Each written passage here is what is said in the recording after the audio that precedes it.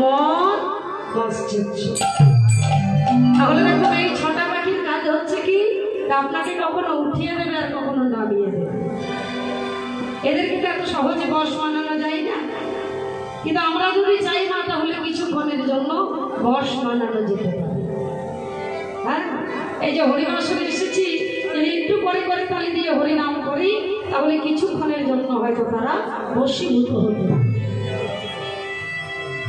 ও মায়েরা বলছে আমরা তো কলিযুগের মানুষ গো, আমাদের কলিযুগের বড় দোষ আছে, যেমন গুণ আছে তেমন দোষও আছে।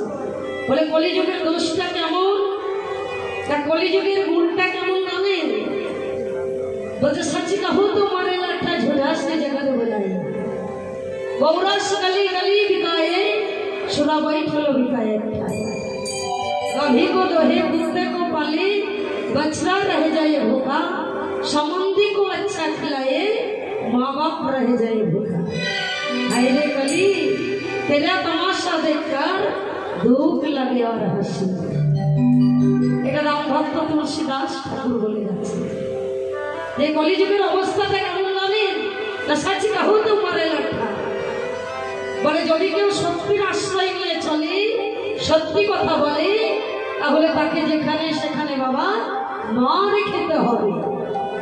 আর ঝোটাসে জগৎ ভুলাইয়ে, যে যত মিথ্যা কথা বলতে পারবে সে হয়ে যাবে এই যুগে সবার কাছে ভালো। संबंधी को अच्छा खिलाए, माँ बाप रह जाए भूखा। দেখবেন বাড়িতে যদি সম্বন্ধী আসে তাকে সব থেকে ভালো খাবারটা দেওয়া হবে। হ্যাঁ, ডাইনিং টেবিলে বসে খাওয়া দাওয়া হবে, নিজের এসি রুমটা ছেড়ে দেওয়া হবে। কিন্তু মা বাবার অবস্থাটা একবার ভাবুন তো, মা বাবা কোথায় রয়েছে? মা বাবার বেলায় আমাদের আর ভালো মন্দ খাবারটা দেওয়ার ইচ্ছাই হয় না। ও বাবা দেখবে আগের যুগে যদি আপনি একটা গ্রাম ঘুরতেন তাহলে সেই গ্রামে আজ থেকে 20 বছর আগের কথা বলছি, হয়তো 4 থেকে 5টা শিক্ষিত মানুষ পাওয়া যেত। কিন্তু এখন যদি আপনি একটা বাড়ি বাড়ি ঘুরেন তা দেখবেন সেই বাড়িতে যটা মেম্বার তটাই শিক্ষিত। তাহলে শিক্ষিত বাড়ছে, শিক্ষার হার বাড়ছে, কিন্তু মানুষের মানসিকতা কমে যাচ্ছে। পড়াশোনা করতে হবে কেন না? ভালো ডিগ্রি চাই, ভালো ডিগ্রি হলে ভালো চাকরি পাবো। কেউ ব্যাংকে চাকরি পাচ্ছে, কেউ কলেজে পাচ্ছে, কেউ ডাক্তার হচ্ছে, কেউ ইঞ্জিনিয়ার হচ্ছে। কিন্তু বাড়ির যে গুরুজন তাদের প্রতি আমাদের ভক্তিটা কমে যাচ্ছে।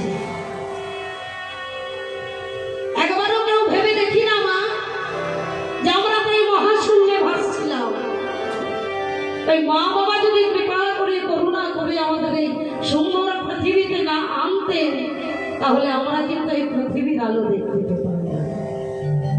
কি গো মা, পেতাম না। কিন্তু আমরা তাকেই ভালো রাখতে পারি। এই তো আমাদের কলিযুগের মানুষের অবস্থা।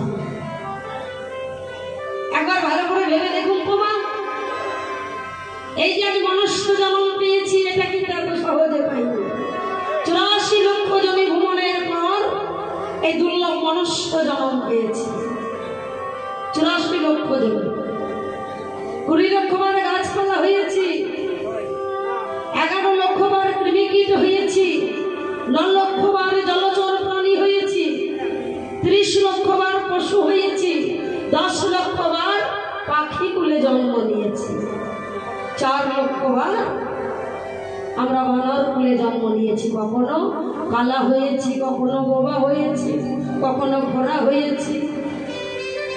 এই প্রভুর মন্দিরে কখনো যেতে পারিনি, কখনো এই মধুমাতা হরিনাম বদনে বলতে পারিনি, কখনো এই কর্ণে শবনে করতে পারিনি। তাহলে মা এই 84 লক্ষ জমি ভ্রমণের পর আমরা এই দুর্লভ মনুষ্য জন্ম পেয়েছি। এই যে আমাদের মনুষ্য জন্মটা দেখছেন না, এই মনুষ্য দেহ গঠিত হয়েছে 24টি তত্ত্ব দিয়ে। সেই 24টি তত্ত্ব কি? ক্ষিতি অপ তেজ মরুদ বন চক্ষু কর্ণ নাসিকা জিহ্বা রূপ রস গন্ধ শব্দ স্পর্শ বাক পানি পাদ পাই উপস্থ মন বুদ্ধি চিত্ত আর অহংকার। এই 24টি তত্ত্ব দিয়ে আমাদের মনুষ্য জন্ম গঠিত। আর বললেন 18 মুখা, 18 অধ্যায় গীতা, 18 পর্ব মহাভারত, 18 পুরাণ, আবার 18 দিনের কুরুক্ষেত্রের যুদ্ধ, আবার 18 মুখাম তত্ত্ব দিয়ে ভগবান এই দেহখানি আমাদের গঠিত করেছে। তাহলে কে কোথায় রয়েছে?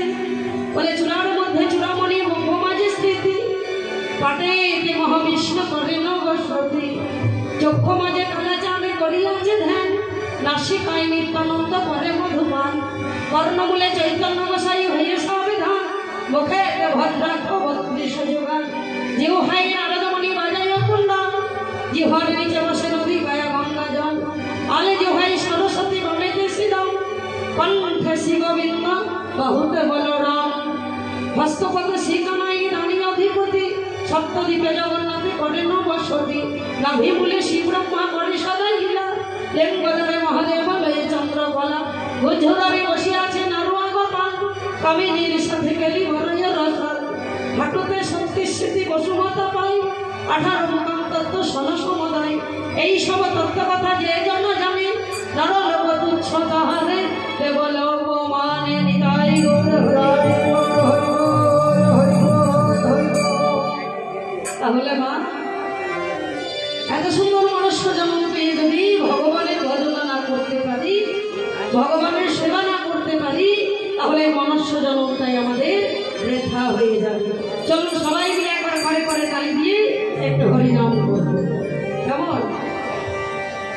ছালো ছালো নয়নে হাসি মাখা বদনে,